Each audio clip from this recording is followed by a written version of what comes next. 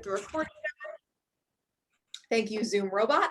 So this way, anyone who can't attend live because of children or other classes or time zones can still listen to the recording and learn all of the things. But might I have you introduce yourself to our writers who have gathered?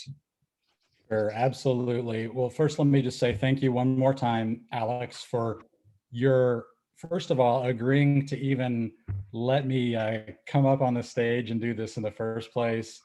It's an honor, and thank you for facilitating. But yeah, so everyone, my name is Mac Lewison, and I am coming to you from Manhattan, Kansas. That's the little apple, okay? Uh, and it's a small college town in the Midwest, about 2 hours from Kansas City. So what I'll share with you is that in Manhattan, we have a major land grant university called Kansas State University. And I teach a course there that that I collaborated with a College of Business to develop. And it's called Sales Negotiation. And it was interesting because as I was working through the details of our webinar today, it really kind of dawned on me how relevant this business sales negotiation class is for writers. And I'll tell you what I mean by that. You know, writers, you know, you're artists or creatives. You typically, I'm guessing, got into this business because of your love of writing and story and wanted to create and hopefully get your work made into a television show or a feature.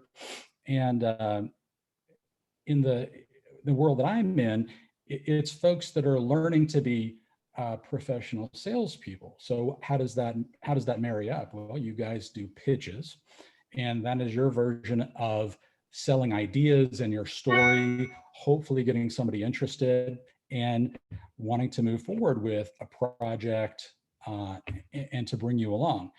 And the negotiation piece of that is that anytime we pitch or sell, there's a point in which we think to ourselves, both parties think, oh, this is actually pretty cool.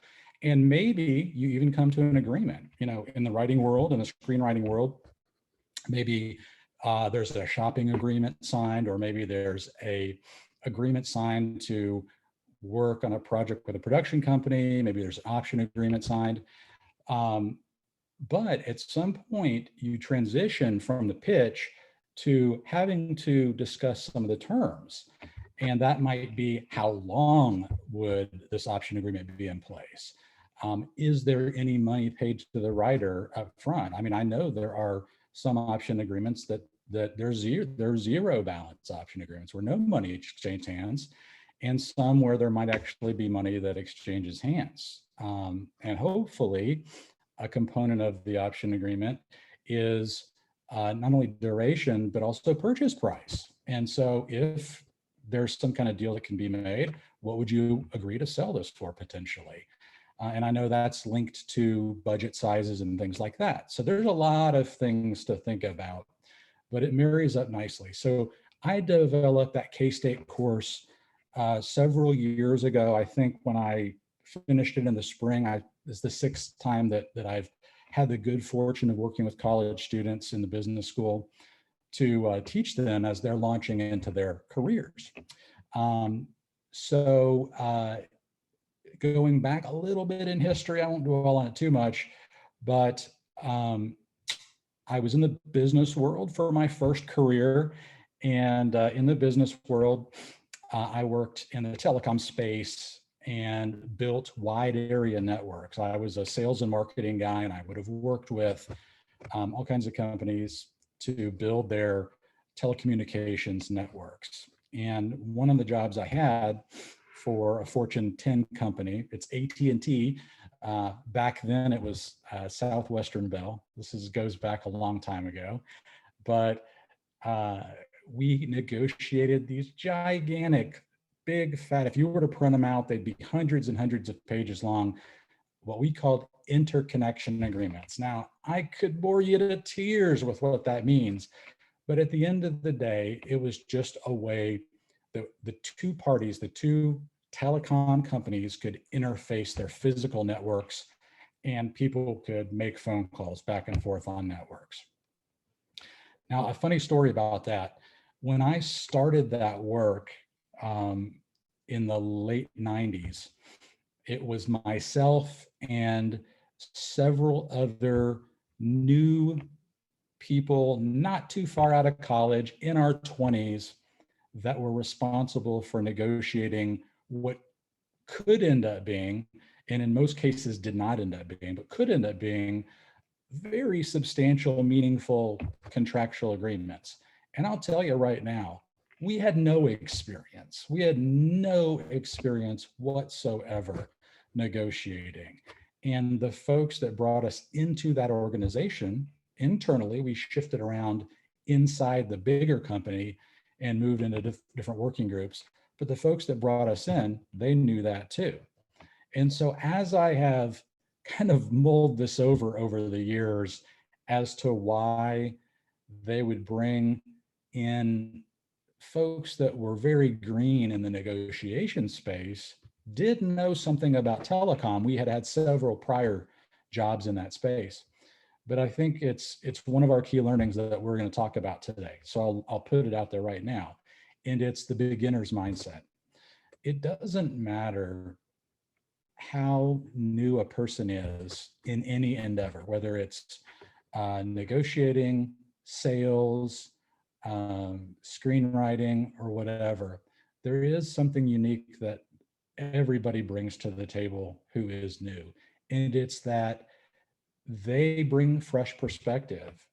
They are not encumbered by all the baggage of the past. It's kind of one of those ideas that it's, you don't know what you don't know. And sometimes that can get you in trouble. And I'm going to address that too later.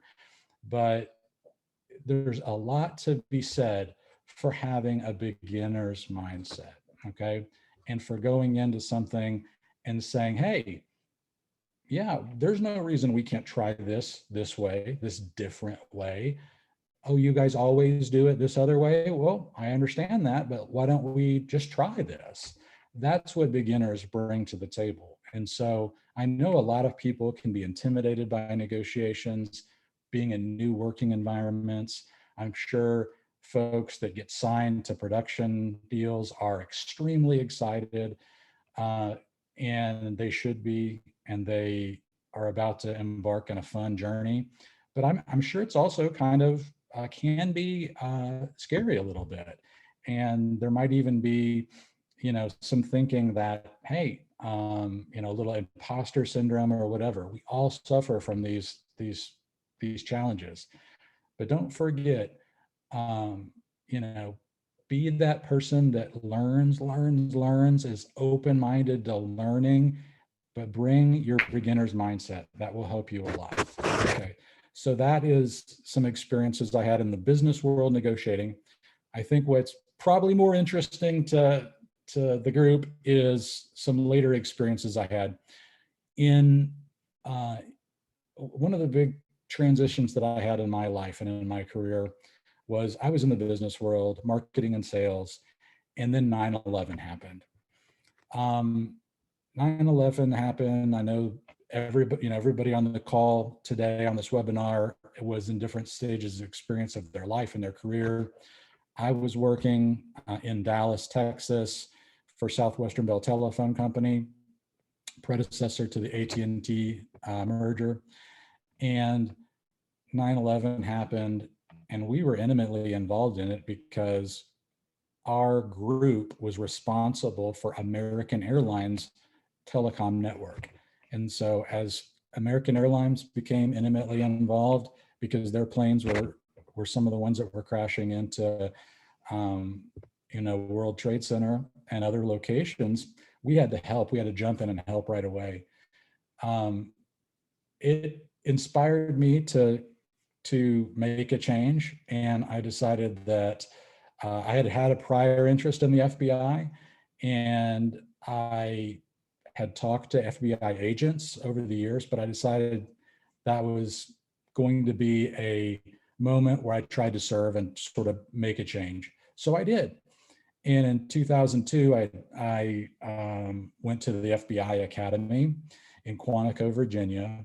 And what's interesting about the FBI is no matter what your background is, if you're, I'm thinking back to the 50 new agents that were in my class. We had biologists, we had Marine Corps recon. One of my roommates was an accountant. The other one was a Navy SEAL, previous Navy SEAL. We had folks from all kinds of backgrounds. I mean, I was a telecommunications guy, for goodness sakes. And I think I convinced the FBI that that somehow translated to cyber crimes. Like I would be able to work on computer cases that involved hacking. And so that's, I think, how I kind of snuck in the door at the FBI. But when you go there, there's 56 field offices all over the country, and they assign folks out based on need and needs of those divisions. And so within the first third of your time at the academy, there's a moment where you get your permanent first assignment. And so my assignment once I left the academy was to Kansas City, the Kansas City division. So again, one of 56 offices, and there's little satellite offices all over the country as well. So I went there and worked cyber crimes. So there was a point in time, in the early 2000s where it was me and one other person, my partner, working all the computer intrusions or hackers in the state of Kansas and half of Missouri, which was our territory. Okay. And it was awesome, fascinating work. In the Kansas City office, I was also assigned to the Joint Terrorism Task Force. I then moved over to what would become my primary investigative discipline throughout the rest of my FBI career, which was foreign counterintelligence. So we hunted spies that were in the United States, that foreign adversary countries would send folks to commit espionage in the United States, and we would try to stop them from doing that. We have intelligence programs and other things. We recruit sources. There's lots of things that we get to do. So programmatically, that's what I did in Kansas City. Most FBI agents have a collateral duty, meaning something else they do. I know you guys have seen there's tons of FBI shows out there. Some of those shows are great. They do a great job of depicting more or less what it's like. One thing I will point out, they never ever depict the voluminous paperwork that we have to do. The paperwork is crazy. You couldn't even imagine. I feel like I probably was writing the equivalent of a screenplay a week, I guess, if you want to put it in that terms. So, everybody has these collateral duties. So you might be on the SWAT team, you might be doing evidence collection or whatever, as I was trying to kind of reference you see on these shows. The discipline I chose, the collateral I chose, was hostage negotiation. And so there's a really robust, awesome, difficult school that you go to become a hostage negotiator.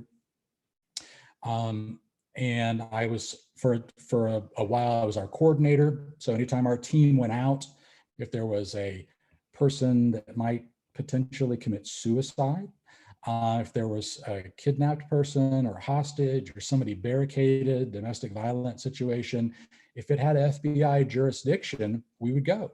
If the SWAT team went out to make a very serious arrest, like a federal fugitive, we would go. We would be there in case we needed to engage.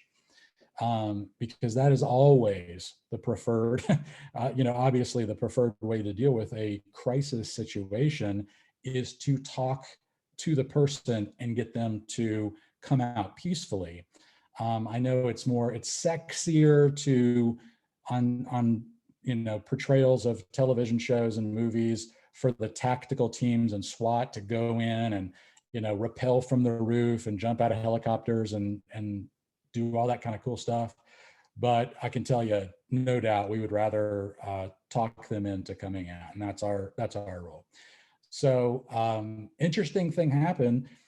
At one point in my career, they wanted to open a new office here in Manhattan, Kansas. There was no FBI presence here. There's a lot going on. There's a major military base. The CDC for animals is here, basically is what I'm going to call that. And of course, K-State University with lots of research that goes on. And so they wanted to have a presence here.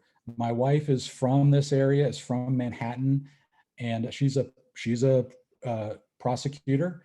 And we're like a law and order family here in our household. So we had an opportunity to move to Manhattan, and I opened a little tiny FBI office here. So if you're in New York, there's 1,000 agents. If you're in Kansas City division, there's 160 total agents, including the satellite offices. In Manhattan, there was 2 of us, 2 agents, and we would have covered all violations, criminal and national security. So we saw everything from bank robberies to extortions to public corruption to terrorism cases, on and on and on. And so it was really fascinating. That's a big difference between a big office and a small office. And so those are the kind of 3 components of negotiation experience, I would say, that I would be able to share with you guys. Business contract negotiation, academic teaching of it, and hostage negotiation, actual practitioner of it. And also in the FBI, if you are a negotiator, you can become an adjunct instructor, which I did become and was, and then teach other police agencies to become negotiators. Okay, so that's a very, very long way to tee up the background there. But again, so thank you, and I so appreciate this opportunity to be here. The crux of what I hope everybody will get out of today is this. This is a worthwhile endeavor. Negotiation can be a little scary, a little bit confusing if we don't know more about it, but it's like anything. We can learn to negotiate. I know that, some folks are really interested in the alternative form of intelligence measurement called EQ, or in emotional intelligence. Well, I think this has components of both in it. You have to understand the rational side of things, or understand what's actually happening, what you're trying to achieve, but also the emotional component of things. And very often, the emotional side is multifaceted, because it's not just your reading of a situation's emotions. The person you're dealing with might be very frustrated, angry, polite, who knows? But you also have to take stock of your own emotions. And I think that's a whole other area in which we have to learn and be open-minded to getting feedback from others, and learning more and more about how we deal with the emotional landscape. Okay, so if I had to have one hope for today, it's just simply this: that a few of you will have a little bit of a spark of an interest in negotiating, and that you will seek out additional opportunities to learn more about it. I'll put it this way. I know a lot of folks have probably heard people say, I wish when we were in high school that we were taught financial literacy and we were given the tools to better understand how to balance a checkbook, how to invest, how to do our taxes, etc. I believe the same thing about negotiating. We negotiate in many ways. If I was in our first class, if I was teaching my college course and you were college students, and I could see you guys, or we were together, this would be the point where I would say, please give me a show of hands. Where are my experienced negotiators? People are usually pretty timid. They don't want to raise their hands, and I get it. I probably wouldn't either. Um, and I asked them at that point, just like I'll just ask you to think about this. What are you thinking about when I say negotiation and negotiator? What does that person or people look like? Some folks think formal negotiations. They envision a boardroom, a big table, people in suits, you know, shaking hands, big stacks of papers, a bunch of back and forth, complex dealings, maybe meeting multiple times to hash out the details of a land purchase or a merger and acquisition situation. Um, and negotiation certainly is that. But negotiation is way more than that too. Negotiation happens to us and with us every single day. And for those folks that would be apprehensive about raising their hand and saying, I'm an experienced negotiator, you absolutely already are an experienced negotiator. Because if you have children and you ever have debates about bedtime, believe me, you're a negotiator. If you ever get into a conversation with your loved one about whether you guys are going to go out to dinner to Olive Garden or Red Lobster, believe me, you're a negotiator. Okay. If you guys have had conversations with somebody that wants to potentially buy your screenplay, shop it, or otherwise collaborate with you somewhat in your writing, then you have been a negotiator. Now, I will grant you this, maybe you're not at the level of the strategic savvy that you would like to have as a negotiator, and hopefully we'll touch on a few things today. But by and large, what I hope is that just something, maybe the smallest thing today, will resonate with you, and that, man, you'll think to yourself, I would love to explore this some more. Which brings me to me thinking about the putting the end in mind here. I know this about teaching and webinars. The scope of negotiation is so large that we couldn't possibly touch on even most of the things. So I would like to make an offer.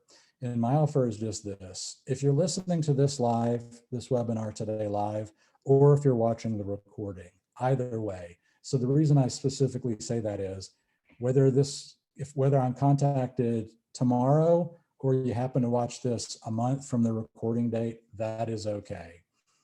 You are welcome to contact me, and I'm happy to have a conversation with you about any negotiation topic that you'd like. Maybe you want a book recommendation to learn more. Maybe you want to know more about other resources like podcasts, or just think, because there's a lot of great stuff out there. And there's certainly, because of the web is vast, there's some stuff that's just not so good. And I can point you to, what I hope are good resources. So feel free to contact me. If you are working on something in particular that, you'd like me to be your thinking partner on, whether it's writing related or something related to your creative endeavors, I'm very happy to do that as well.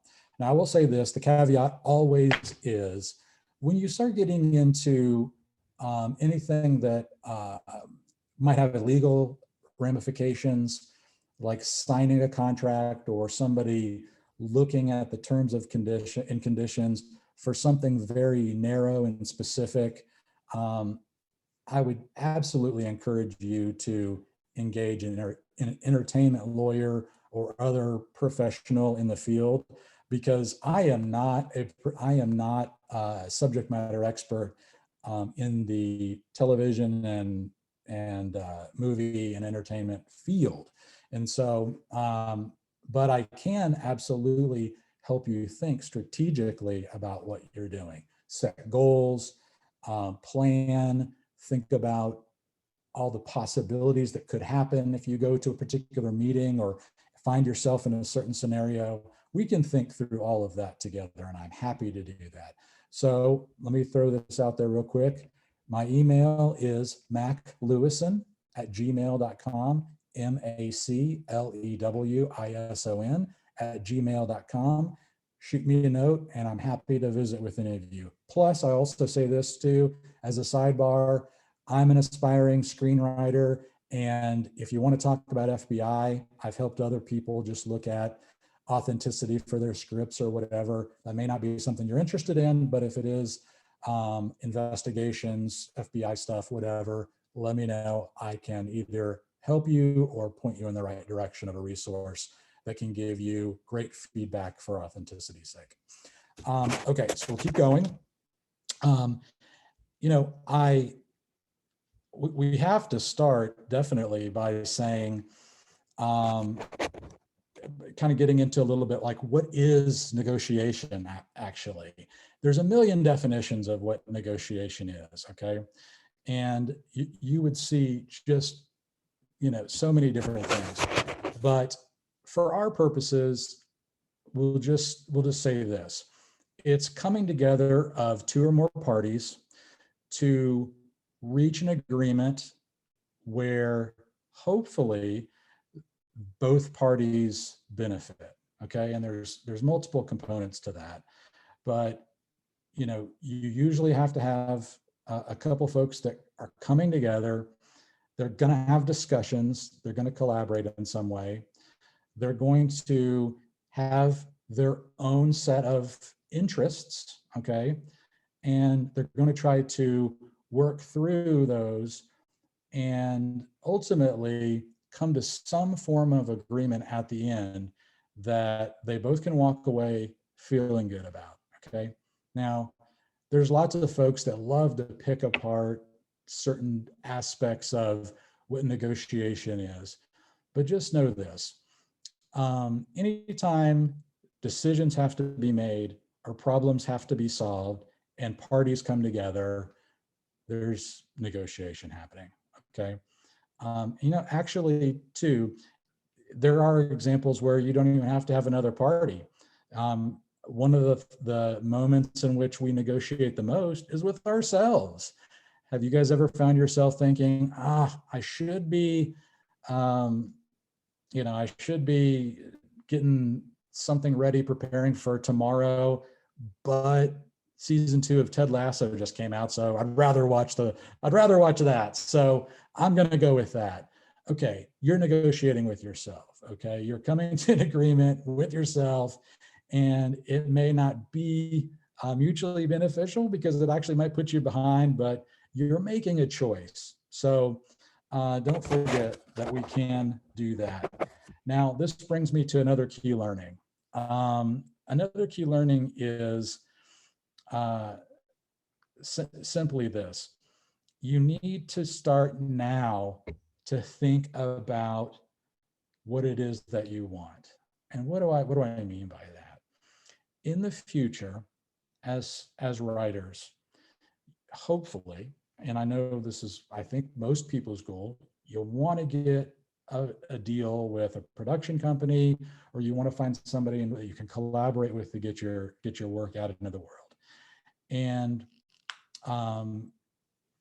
it might be that you are like me at the very beginning stages. You might be far along. You might have had stuff purchased. You might have had stuff optioned. You might have been in a writer's room. I know there's a lot of different things that could be happening here. But I would just suggest this.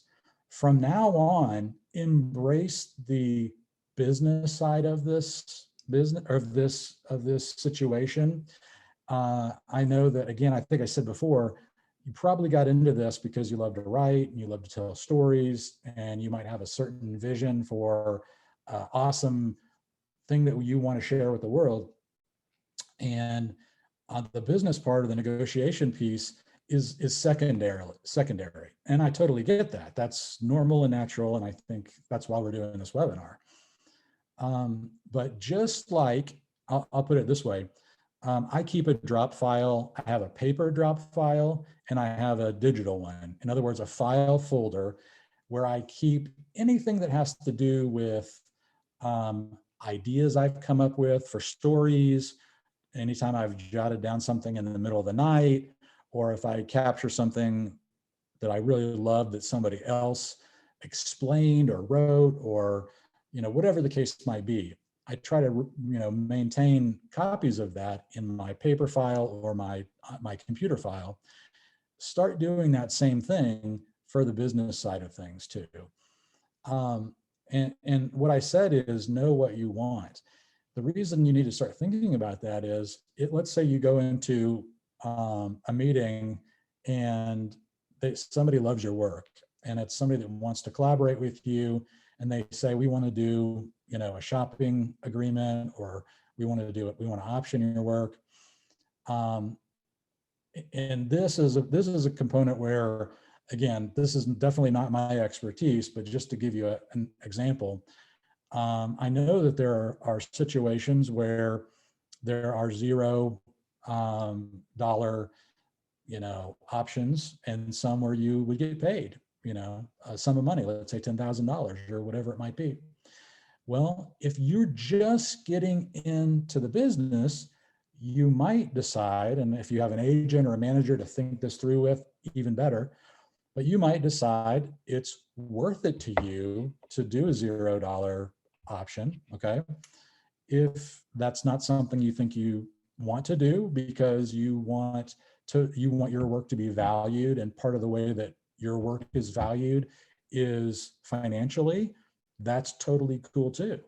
I think just start thinking about that. So the other aspect of it is, there's a lot of material out there. I mean, on the Writers Guild of America West website, you can see a lot of data on what people sold scripts for example.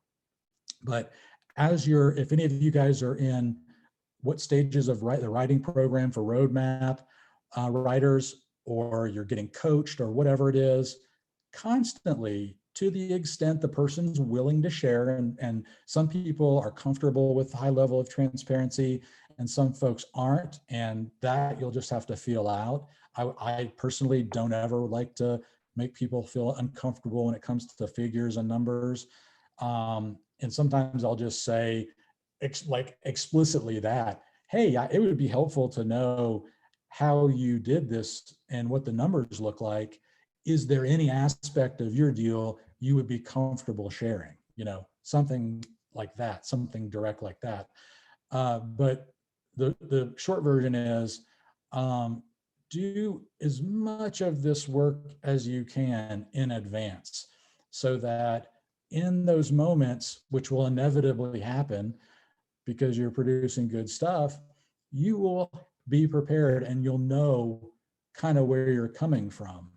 Now, that being said, if you get into a situation where you don't have an answer, there is nothing wrong with, and I think it's probably industry standard, if somebody gives you an agreement, they're not expecting you, and please, I encourage anybody to comment on this in the question and answer session.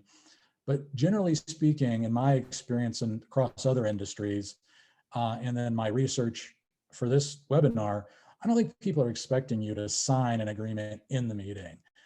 As a general rule, you should never, ever feel pressured to do so. Okay, I can see Alex is shaking your head for me. Thank you.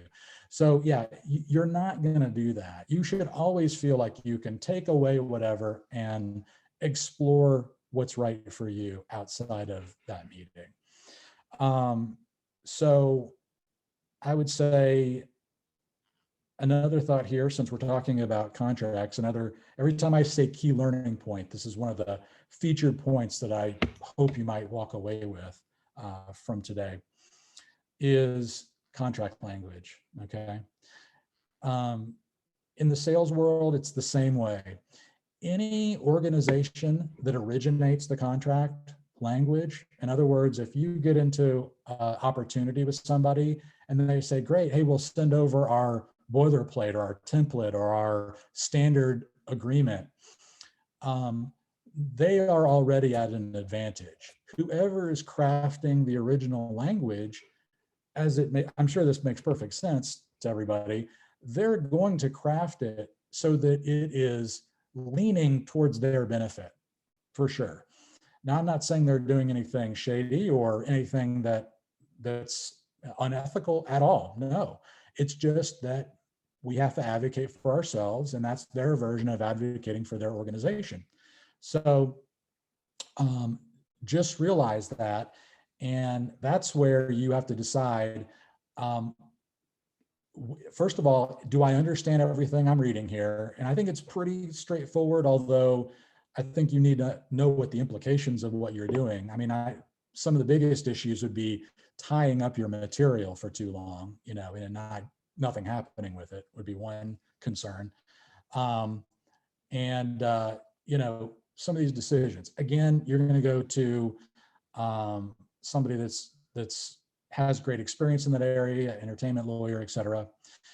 But just know that if they're the originator. Now, on the other side, if you were to go to, the Writers Guild of America website and you pulled off one of their many variations of agreements,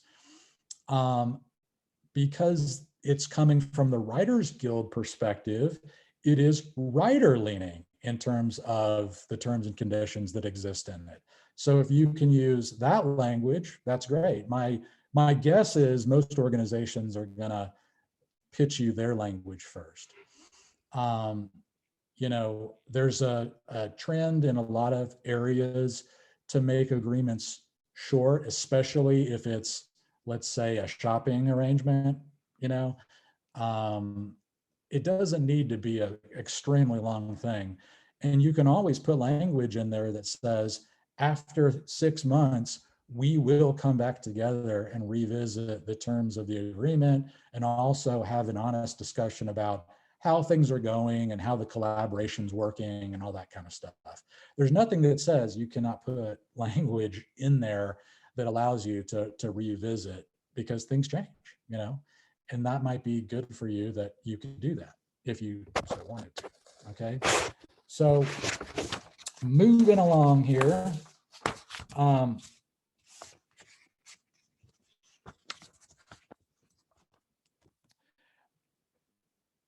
would say another key learning here, and this is one of my touchy-feely ones. Okay, this is a softer skill. Okay, but gosh darn it, it is curiosity. Okay, curiosity. This kind of falls into that beginner's mindset category I talked about before. Curiosity is your friend. In my sales negotiation class, I actually have the students do a curiosity conversation. It's a networking technique. You might have heard that language before. It originates from Ron Howard's production partner. I'm trying to think of his name right now.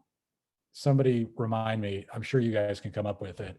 He's written books about basically his use over the years of curiosity conversations. And all it is you see reaching out to somebody to learn about how they do business. Brian Grazier, thank you so much, Susan. Awesome. Okay, so Brian Grazier is the producer. He's, I think, one of his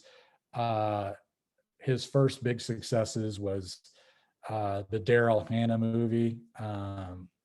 Was it called? It wasn't called Mermaid, was it? What was that called? Anyway, you guys tell me that too. Splash, of course. Man, Susan's on top of it. All right. So thank you very much. So he does these things where he reaches out to folks and he says, look, you've been successful in your area. I'd love to visit with you for a short period of time to get your advice. Now, the way I said that is formulaic. A short period of time to get your advice. I have an entire strategy document that I provide to students that helps them target a person in an industry that's kind of their dream person to talk to. And that formula, I think, works well for us too. It just has in the writing world, there's just a component to it where the way, the approach and the language that we use is very important. And so if somebody's interested in that, send me an email. We can talk about that too. But curiosity is so important. And I'm going to tell you an FBI story that illustrates this fact. When I was what I'm going to call a baby agent, just a brand new agent right out of Quantico, assigned to my first squad in Kansas City, which was Cyber Crimes Task Force. I had just arrived, another new agent. His name is Ty. I'll give you his first name. And Ty was new as well. He was one of the more curious people I had ever seen. And as you would guess, curiosity pays off in spades if you're an investigator, especially if you're able to ask great questions in non-judgmental ways. Okay, that's the key. So in every field office in America, not today because today's Sunday, but during the week, during regular business hours, there is what's called the duty agent. And it is an FBI agent, and they are available to anybody in that territory that wants to call into that local FBI office with a complaint, a concern, a tip about a crime, anything they think might be of interest to the FBI. And so when we first arrived in Kansas City, it wasn't within it was in the first month probably. My buddy Ty, my fellow squad mate, was on the duty desk. So he set aside all his regular investigative work and he went downstairs towards the front of the office and he sat in the duty desk office. Anybody that walked in the front door talked to that duty agent. Anybody that called in and said, I'd love to speak to an investigator or an FBI agent, that's how you talk to them. So Ty was on duty that day, one day, and in came a call, and it was a very, kind of mundane call. The person said, there is a healthcare worker in the state of Kansas who I believe might be involved in identity theft. And that was it. That was it. And so if you know how law enforcement organizations work, they have a constant flow of information coming in the door. And the supervisors over whatever substantive squad at the FBI, for example, there's a squad that handles terrorism. There's a squad that handles white collar crime. There's a squad that handles, let's say, violent crimes, major offenders, and on and on. And each squad has a supervisor. If something comes in the door, the duty agent thinks it's interesting, they ship it, they type it up, and they ship it off to the supervisor to look at. And if the supervisor thinks it's worthy of investigation or just a preliminary look, they'll assign it out to an agent to look at, and that agent will begin the investigative process. Well, as you can imagine, and I think can appreciate, just like in our own lives, we have to prioritize, and there's always things coming in the door. And if it's a certain week where there's a lot of really high activity, there might be bank robberies happening, there might be kidnappings happening, there might be major terrorist concerns, who knows? But let's just say this call would have been considered kind of on the lower priority area. But there was, I think, just a couple things that stuck out in Ty's mind. And it had to do with the fact that the person that may have committed identity theft was in the healthcare space, okay? And I think what he was thinking was, and I actually just talked to him this week. It's been, he's in a different office now. I hadn't seen him or talked to him in 15 years probably. but I talked to him this week in preparation for you guys. And I said, Ty, do you remember this crazy story? And he's like, oh my gosh. And he remembered absolutely every single detail of this story, some of which I can't share. But anyway, Ty has a beginner's mindset, right? He is unencumbered. He's not carrying the baggage of, oh, I've looked into things just like that before and it never pans out. He didn't have those experiences. He was just curious and he wanted to know more. And he convinced the supervisor over the white collar crime desk, which handles identity theft, to look into it, which he did. And as he looked into it, we would go to lunch almost every day. And so I'm getting the updates on this case on a daily basis. And what I'm hearing is that as he's making calls to different people, check cashing places, motels, hospitals, or whatever, there's a nurse in the state of Kansas whose records are not matching up. The photo doesn't match up with other photos of the individuals whose name is being presented.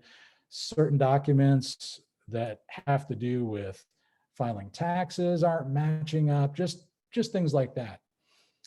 And anytime you deal with vulnerable populations, which are children, seniors, people that would be ill or in a hospital and unable to, advocate for themselves, those are vulnerable populations. And so sometimes you have to take a harder look at those situations. So basically what Ty found out was that yes, somebody was representing himself as a nurse, as a healthcare professional, but none of the data was adding up. And there was a great fear that a unlicensed person was practicing nursing in the state of Kansas in hospitals. And it got to the point where people that Ty had interviewed and talked with were calling back to the office saying, this person is here right now. And we're 2 hours away. Ty jumps in the vehicle with his partner and they speed 2 hours west out. And that happened a couple times and they just missed that person. On multiple occasions, they called the local law enforcement folks in that area to intervene, and they would arrive and just miss that person. So finally, one day, they get another call like that. Ty jumps in the car, they speed out. I mean, go fast. I don't mean speed. That wouldn't be legal. So they make their way out there, and lo and behold, shows a picture of the individual, and he's just standing right behind them in line, waiting to enter the hospital. And they have enough, they actually have what we call a John Doe arrest warrant. It's an arrest warrant where there's, it reaches all the legal hurdles that need to be met to arrest somebody, but we didn't have the guy's true legal name. So it's a John Doe arrest warrant.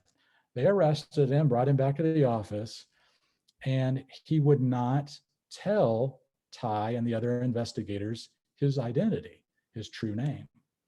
So they fingerprinted him, put him in the system. They went on their business. They actually took him to a holding facility. And what came back was shocking. This person was a escaped felon who had been incarcerated in the Detroit, Michigan area. He was found guilty of aggravated rape, and he was sentenced to multiple years. I think Ty said 20 years. He escaped from prison really early in his sentence, and he had been impersonating a nurse or other healthcare professionals for years. And if Ty had not had a beginner's mindset and a certain level of natural curiosity, I can assure you that that person wouldn't have been caught that soon.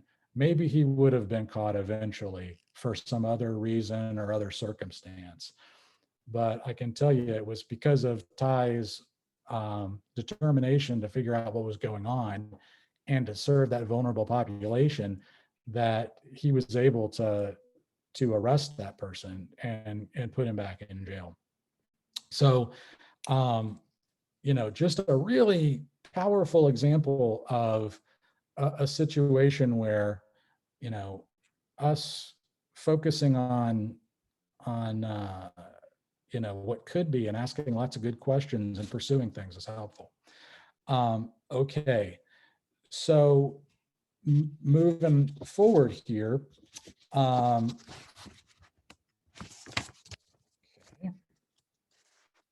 Planning, key learning, planning. Okay. Now, if anybody that's on the webinar gets into a situation where they're going to do a hardcore negotiation, whether it's in this space for your profession, in your writing profession, or whether it's related to another business transaction. I know a lot of people have side hustles and they're entrepreneurs too. They have other things going on. You might even have a full-time job. You might be purchasing a house or other things. It can be very, very helpful to go through a formal planning process. There are multiple planning tools. It's basically a sheet of paper. It's a template where it'll walk you through some things to think about. And you can never underestimate this concept of planning. I know in the way I'm presenting it, it's sort of kind of generic at this point, but there's a saying in negotiation that negotiations are won or lost in the planning phase, not in the actual negotiation. And I think that is a good thought. I mean, they're really won or lost in both arenas. But if you don't properly plan, you could be in big trouble. And there's a host of things that you can do to plan. In our world, in the writing world, I think it's extremely helpful to be a great social engineer, okay? Social engineering has a negative connotation in the FBI world because what it means is that a bad guy was trying to influence or manipulate somebody, and so they use social media or other publicly available information on the internet like Facebook or LinkedIn or a person's blog to learn as much about them as possible and then stage under false pretenses, a meeting. So you might learn from somebody that, they are a dog lover and they always go pick up Starbucks at this particular Starbucks every morning. Well, if you know that, you can easily bump into that person at Starbucks and start talking about your love for animals and build an acquaintanceship or a friendship under false pretenses. Now, I'll say this too. I always have to have the caveat. Everything I'm talking about should be used for good and not evil. We're Luke Skywalker, guys, not Darth Vader. Okay. So don't be using this stuff to be picking up significant others. But that's what social engineering means in the negative sense. But in a just broader sense, it means using publicly available information to do your homework. It means doing your research, okay? And if you are going to do your research or you're trying to get to know a production company you work with, I know everybody's been told, figure out what deals they've done, figure out what shows they've produced. I mean, what kind of shows are they into? What kind of movies are they making, right? You don't want to try to sell your rom-com about high school kids to somebody that does only, horror movies or whatever else. Although I know those do cross over. So, the planning part is absolutely essential. But here's the piece of planning. One of the things in the explanation for this class we talked about is expectation management. Okay, expectations. Know this about planning, and I know that many of you have been living lives for a long time and you know this already, but no plan goes to plan. Okay, I could give you so many examples of where the best laid plans did not end up going to plans. And why is that? Because we engage with other human beings. And remember, whenever people are involved, things, situations, and things can be dynamic and unpredictable because that's how people are. I mean, I can tell you, I never did a search warrant at the FBI where it went to plan. One of the first search warrants I ever did, we did an operational plan, and it said everything in there about how we would do it and who was involved on the law enforcement side and what was going to be in the search and all kinds of stuff. And we get to this location, the team leader goes in, surveys the place we're going to do a search, and walks back out and says, you know, guys, this is going to be a top layer only search. And I was a new guy. I mean, again, this is a new guy story. I was probably 1 week out of the academy. And I remember thinking, gosh, I don't remember them talking about a top layer search at the academy. What does that even mean? And what it meant was the team leader had gone in the house and learned that the person that we were going to search their house was a hoarder. And there was so much stuff stacked up in the house that we were only going to be able to get to the top layer of everything. So believe me, I have learned that you do not want to hear this is a top layer only search. You know, I can tell you another time when I crafted a negotiation strategy at the telephone company, and all of my team members, our attorneys, our billing experts, our technicians, our engineers, everybody that was a part of my negotiation team, we had crafted this thing over a period of time, and it had the details of everything we wanted to get out of our negotiation and what we could give up or trade or offer as concessions. And then one of my team members accidentally included it or sent a copy of it to my counterpart negotiator at the other company, at our counterpart. So believe me, it's not a good day when your entire strategy gets ported over to the person that you're trying to negotiate with. So that didn't go to plan. I had college marketing at one point, and we did a promotion where we should have known better, but we were giving, this to show you how old I am, we were giving disposable cameras out to college students at Big 12 football games during football season.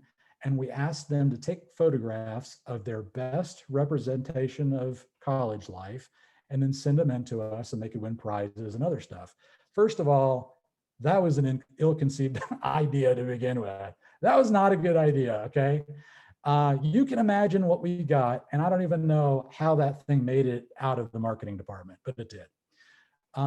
But we branded all the packaging around the camera itself. It was custom branded. It had our logo, and it had the promotions phrase. And the phrase was, shoot your friends. Shoot your friends, meaning with a camera. However, from the moment that we got the cameras branded to the moment before we handed them out at a Big 12 football game, Columbine happened, and we couldn't use those anymore. So we had to rebrand them, okay? So that did not go to plan. And lastly, In my capacity as a marketing person, we did a program in South Padre Island for spring break. Now I know I'm probably stirring up a lot of emotions with some of you guys that did that in the past. South Padre Island is a massive, huge spring break party location, but we hired several bands to do concerts for us down there. And one of those artists was Vanilla Ice. And Vanilla Ice is super cool, chill dude. His name is Rob Van Winkle. He's a really fun guy to talk to. He's got a show, I think, on one of the home improvement channels now. But my partner and I were talking to Rob backstage, and it was as professional and straightforward a conversation as you could ever imagine. Now picture, whatever the thing is you care about most, Roadmap Writers brand on the stage. In this case, it was a big Southwestern Bell banner. And the lights went out, and the voiceover guy came on and basically said, now everybody put your hands together for, Vanilla Ice. And Rob turned to us. He's like, hey, it was great talking to you guys. I'll see you later. He cocked his hat to the side. He went up on stage, grabbed the mic, spotlight came on him. And with the big Southwestern Bell backdrop there, he says, who wants to smoke some marijuana? And then these other spotlights came on the crowd, and he had brought some adult entertainment dancers with him, I'll say it that way, with him that we did not know about. And if any of you guys have ever worked on the entertainment contract side of things, he had a rider that was really explicit about no alcohol, no drugs, no women, all this other stuff. And so we had done our due diligence and we thought we were really safe. And so that was one of about 5 times during that promotion where my partner and I, Kelly, would look at each other and be 100% convinced that we were going to be fired after that situation. So plans, guys, don't go to plan. But here's the key. Know that, and know that you have to be able to adapt to your plan, and you need to be able to change. And that's the same thing for a negotiation. Something's going to go differently than you planned for. And that is why a healthy practice is to brainstorm all the possibilities that could happen. You might even want to role play. It could be that your counterpart negotiator uses certain tactics where they act really angry and they bang their fist on the table and they act really frustrated. They're just testing your resolve in a lot of cases. And they might even make some really strange request, or they might ask for something that's really outside of the ballpark of possibilities. And oftentimes the strategy is just to ignore that, okay? Ignore that, and you just keep going on. The last thing you want to do is get your own emotions worked up and respond in kind, because once you lose control, then they have succeeded with their technique, okay? So be prepared for those moments. In the preparation process, I know a lot of you guys have heard of this idea of postmortems. I'm a big advocate of doing postmortems. In the military, they call them after action reviews, but that is coming together with your team after an event. Like, let's say Alex and I did a postmortem after this webinar, and we said, hey, what went well, what didn't go well, if we ever do something like in the future, what's a better way for me to do this that would be most meaningful to the audience, most meaningful to the writers that are present today. That's a postmortem. But another great technique in the planning phase is to use what's called a pre-mortem. And this idea comes from a guy named Gary Klein out of a book called The Power of Intuition. To be honest with you, I've not read the entire book, but I do pull this section out because I think it's really cool. a lot of times when you put a plan together, it's tempting to say, and I think this is not a bad idea. It's a good idea to ask the question, can anybody foresee a problem with this approach? You know, you're trying to get your team members to think outside the box. I can tell you what his thought is, asking simply that's not going to get you much. Your team members are well-meaning, but they're probably not going to think of anything that's going, because you guys have been part of the conversation already. There's no fresh thinking. However, if you reframe the question and you ask instead, flash forward, it's been 2 weeks from today and the negotiation's underway. Now imagine there's been a major setback. What is it? Okay. So do you see the difference there? That type of question, reimagined, reframed, could possibly get folks to think differently and come up with a great potential hurdle or roadblock or problem. Okay. And foreseeing problems is a amazing way to think about being successful in a negotiation. Okay, I know we're going to leave time for Q&A, and I definitely want to do that. As always happens with with this type of conversation, we can get to the point where we're running out of time. So let me just give you a couple more things here.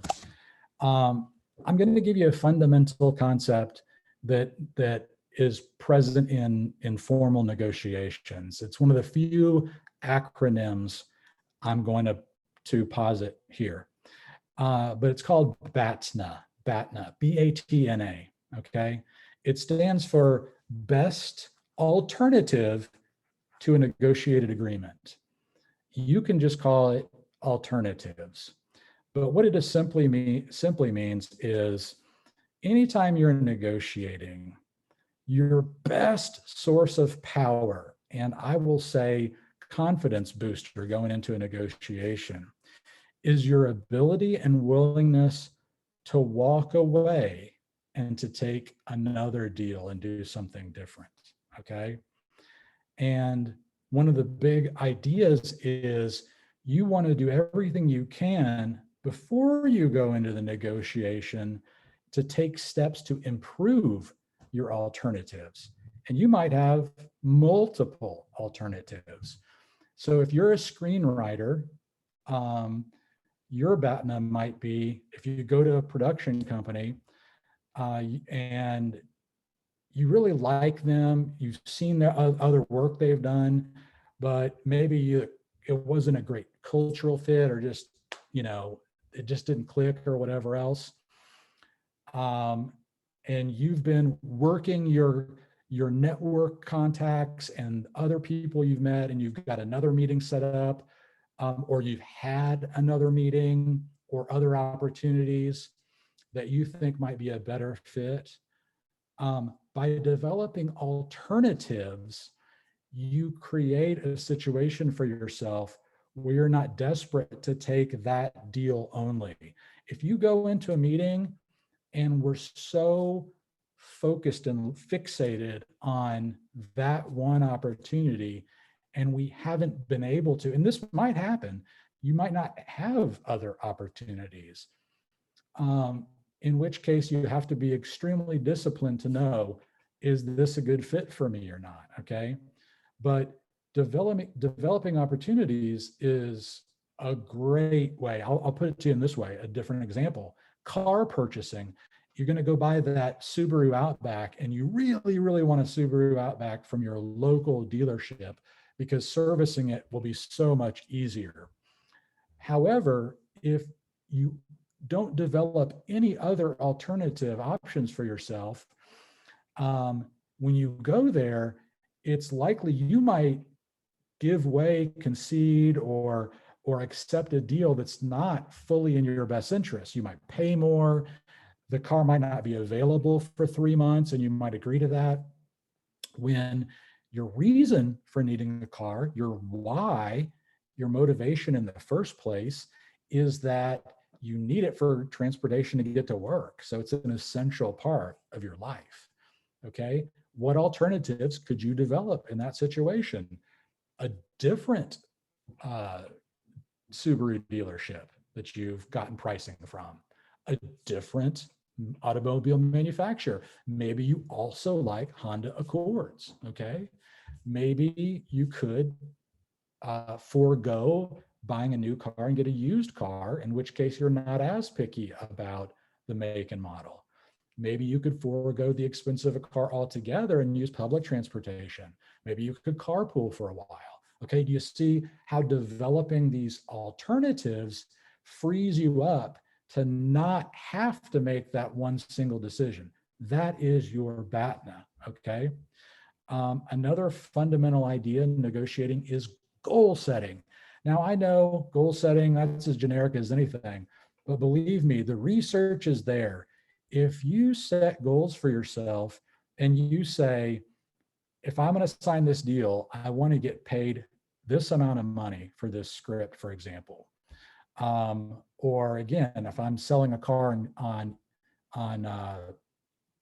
Facebook marketplace or something, and I meet up with somebody, I might say I have a goal to sell this vehicle at $10,000, and that's well over the Kelly Blue Book price. That's my stretch goal.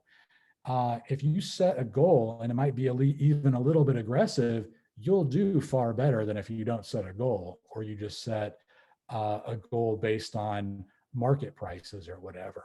So think about goal setting for yourself. Me personally, I don't even go to meetings without setting goals, because if it's not super clear to me what the purpose of the meeting is, I might very pleasantly and professionally email the requester of the meeting and say, hey, what are we trying to achieve in the meeting again? I want to be prepared, but I want to know what we're trying to do there. And that way you can measure success. Did you get what you wanted out of it? If you aren't setting goals for yourself, how can you know? Another thing is process. Be process oriented in your negotiations. That means set an agenda. Just like I was telling you guys before, if you originate language in the contract, you're in the driver's seat. Same thing with an agenda. If you have a conversation and you say, hey, I tell you what, sounds great for our meeting, I'll send over a written agenda, and you become the originator of the agenda, guess what? You are controlling the framing of how the meeting flows, what order things happen, who participates, and all that kind of stuff. Or at least you can be the starting point for those discussions. So there's a lot of power in process, okay? Build rapport. You cannot underestimate that. I know you guys have heard everything you probably want to hear about rapport, but I will say this. One of my favorite concepts, it originates from Mary Kay Ash. She's the founder of Mary Kay Cosmetics. She used to say, anybody you meet with, envision they're wearing an invisible sign. And on that invisible sign, it says, make me feel important. Make me feel important. And that way, you'll remember to be others focused, okay? And you'll be not focused on only sharing what's important to you, okay? Building rapport is super important. We just had a situation in our household where our oven died. Our house is 10 years old, so anybody that's a homeowner will know exactly what I'm talking about. Our oven died, our washer died, and my favorite printer died all in the same week. And our air conditioner died 2 weeks before that.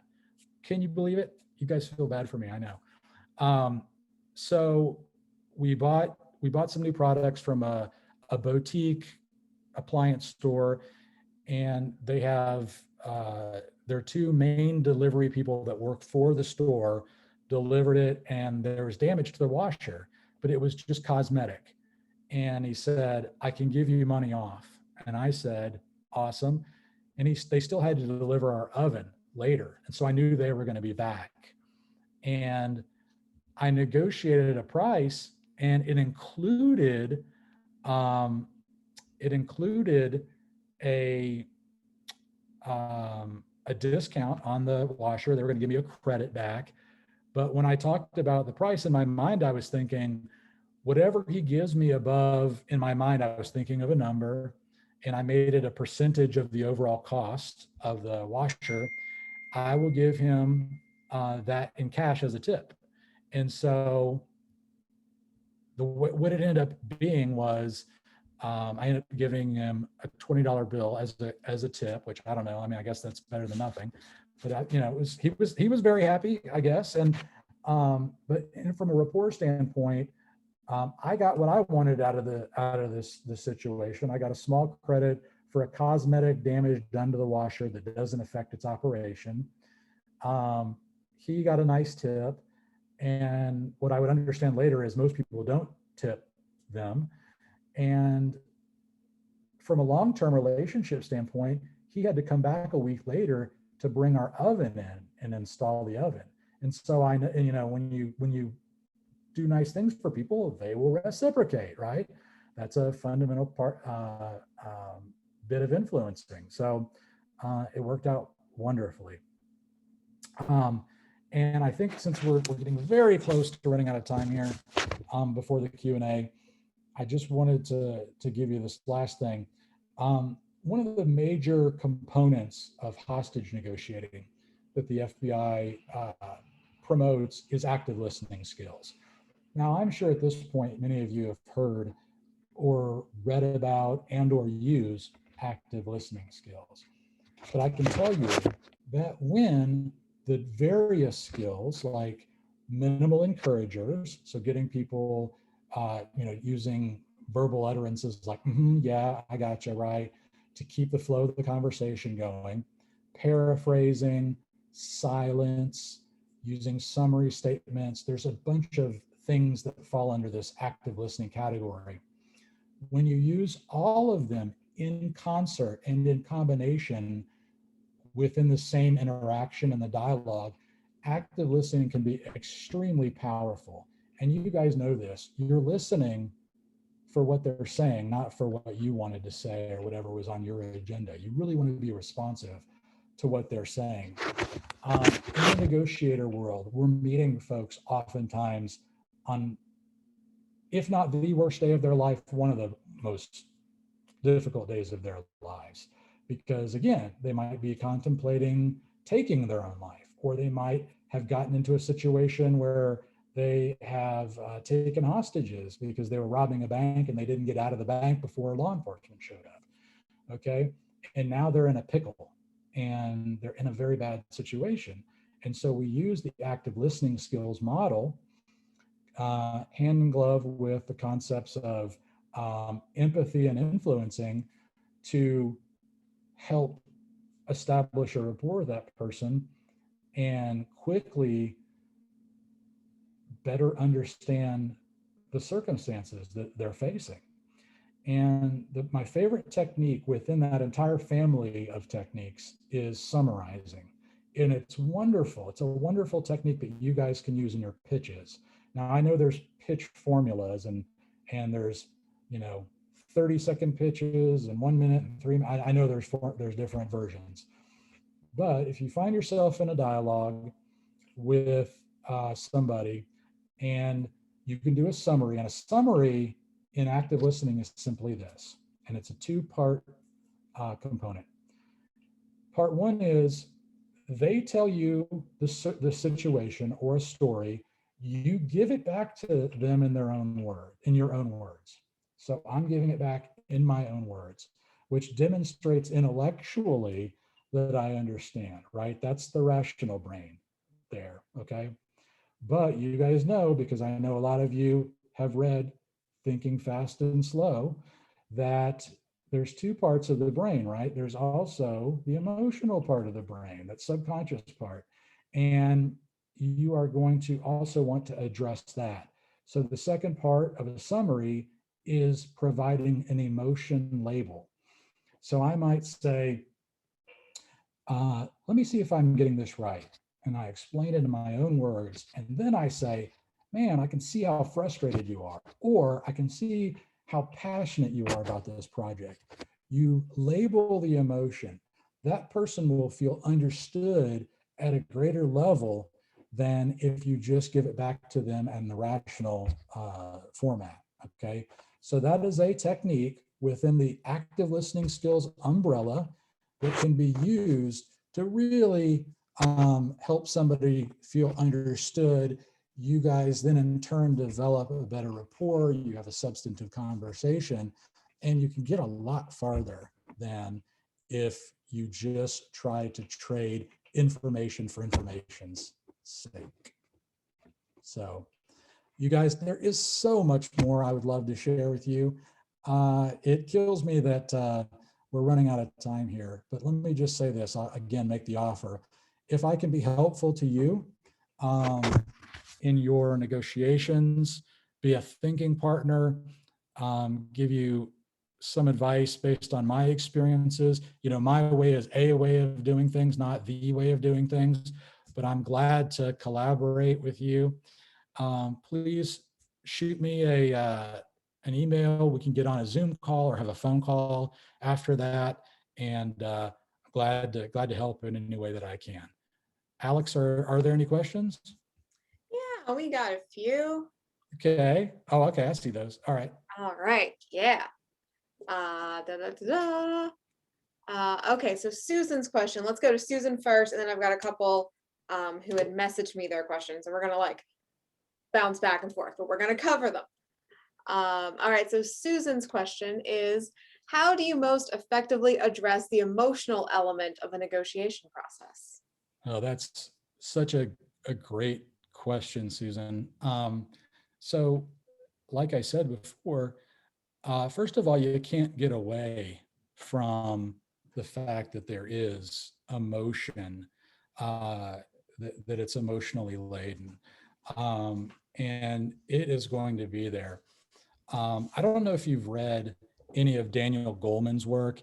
He did not do the initial research for emotional intelligence, but he absolutely popularized it with his book called his initial book called Emotional Intelligence. That's a framework wise, that's a great place to start. But I would say, kind of like I talked about before, um, I would look at the elements of what composes emotion. You know, we need to have great self-awareness is one element of it. So I always try to think before I go into any conversation, if it's a conflict laden communication or a conversation that I think might get my blood pressure up or make me nervous or whatever, I always remind myself, I do kind of a self-awareness check that, hey, you know what? I do have emotion around this. I try to label my emotion, like I said before. God, I'm feeling a little nervous here or whatever. But here's what's interesting. Some of this is just mindset based.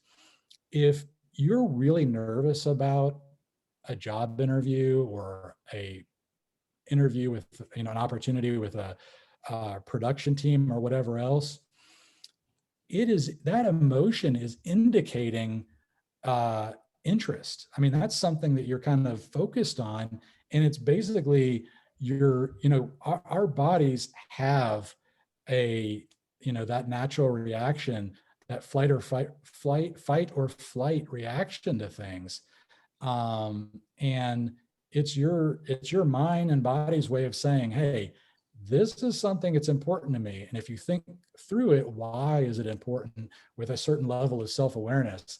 That's one answer to your question. There's so many ways that I could address that, but I'll leave it at that for now. All right, awesome. The next question is from my list of things that folks sent it to me. I did not write the name down, but I think this one was John's. Okay. So John, if you're listening, I think this is your question. So John is asking, how important is tone when negotiating? Oh man. So tone is extremely important. I in my classes,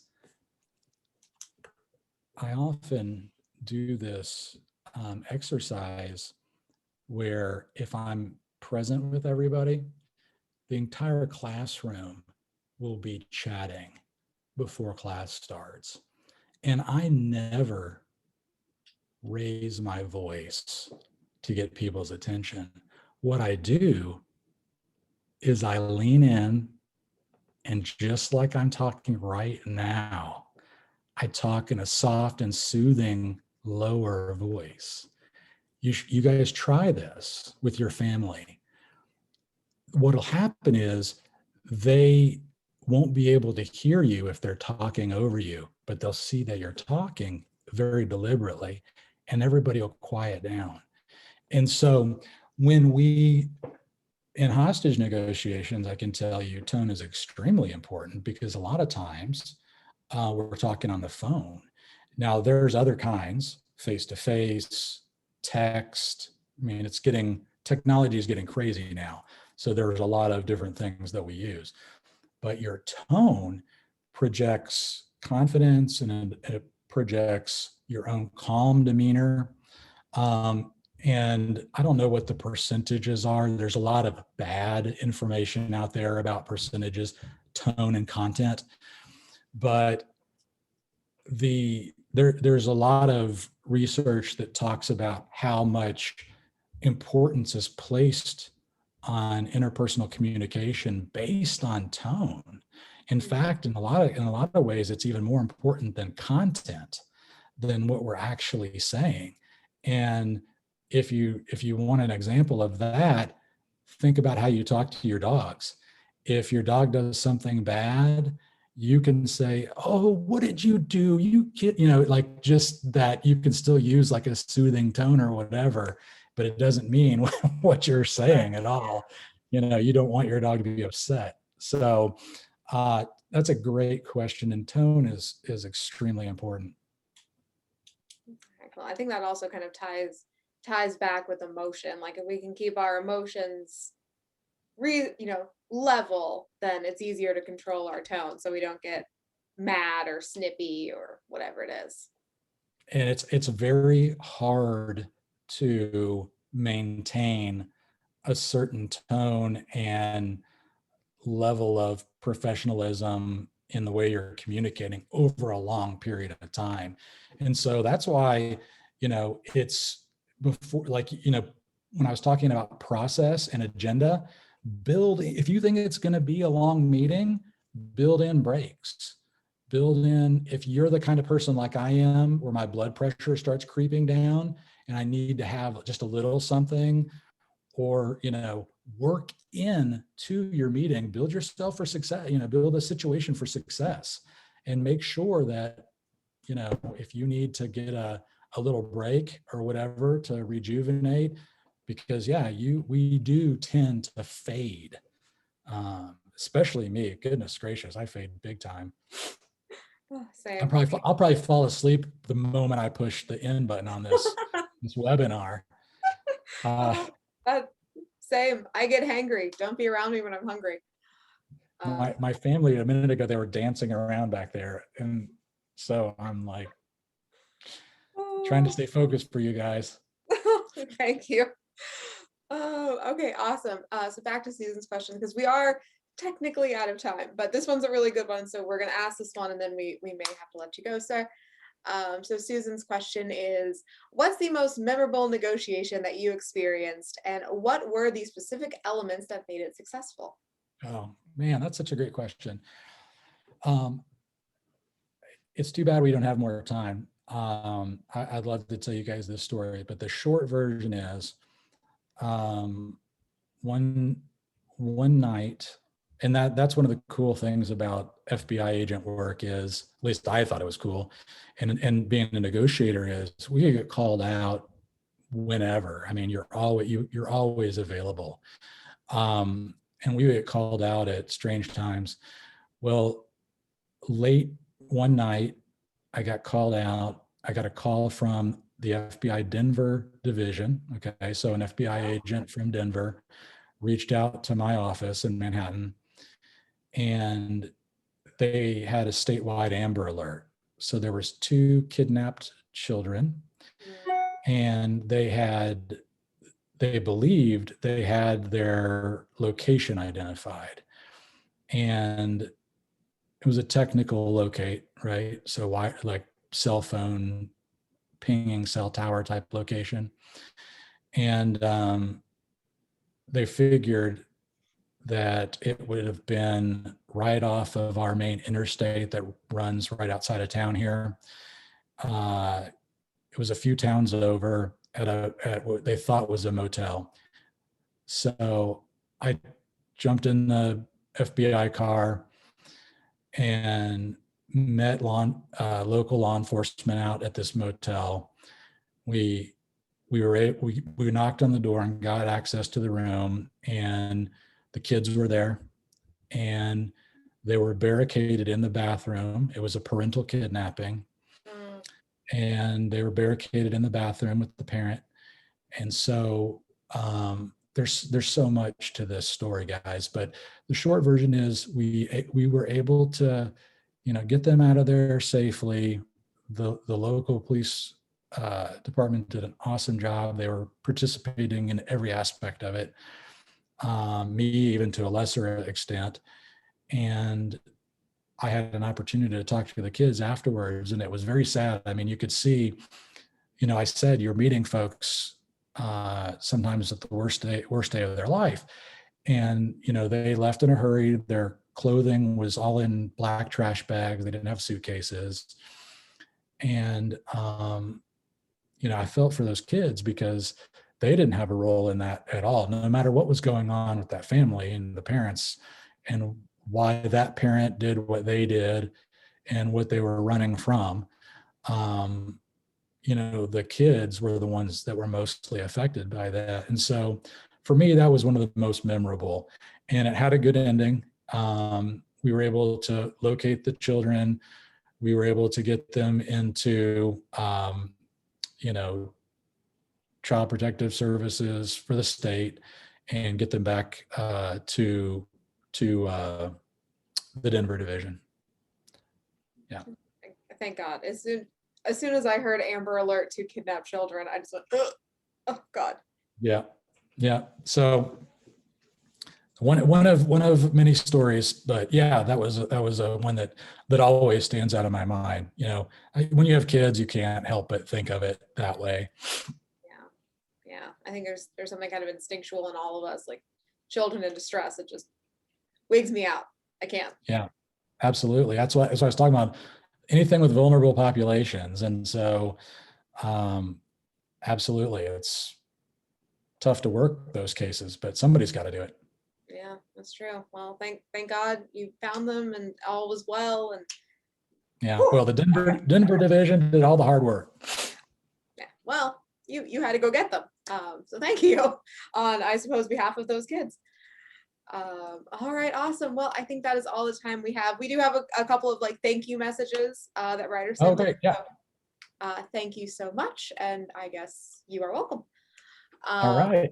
Yeah, well, this is all the time we have, but Mac, this was fantastic. Thank you so much. Yeah, just thank you for coming in and sharing your. You bet. Hey, it was a real honor, and I'm sincere about my offer for anybody that needs help. So. Oh, that's awesome. That's so sweet. Thank you so much. So I'm going to set you free because you've got a family, and so do most of these people listening. So everyone go forth, enjoy your Sunday, stay healthy and safe, everyone. And I will see you all in the next one. Awesome. Thanks so much. Thanks, everyone. Bye.